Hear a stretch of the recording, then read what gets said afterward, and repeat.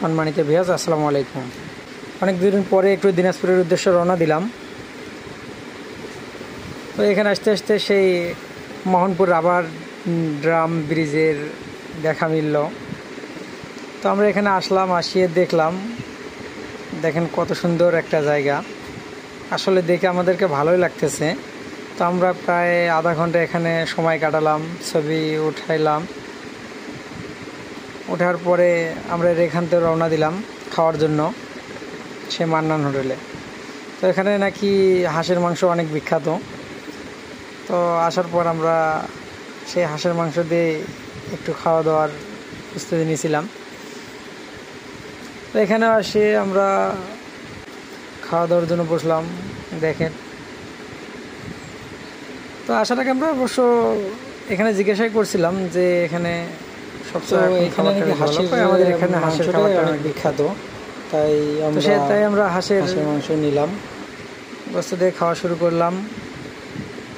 তো আমার আবার অ্যালার্জি, হাঁসের গোস্ত পছন্দ না, তবুও খাইলাম, দেখি কেমন। আসলে অনেক ভালোই। তারপর খাওয়া দাওয়া শেষ করে আমরা রওনা দিলাম।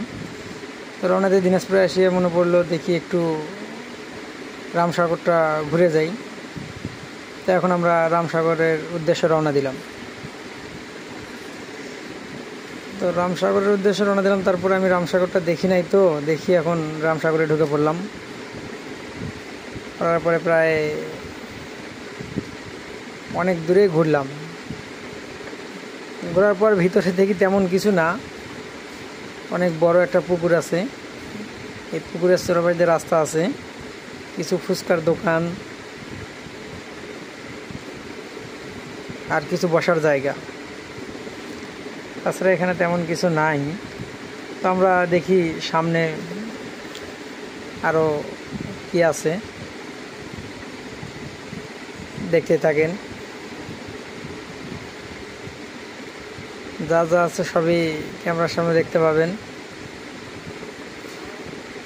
তবে মজার বিষয়টা এখানে দেখলাম যে কিছু কিছু বসার জায়গাগুলো অনেক জায়গাতেই দিয়ে রাখছে। এখানে শুধু জোড়ায় জোড়ায় পাখিরা বসে তাদের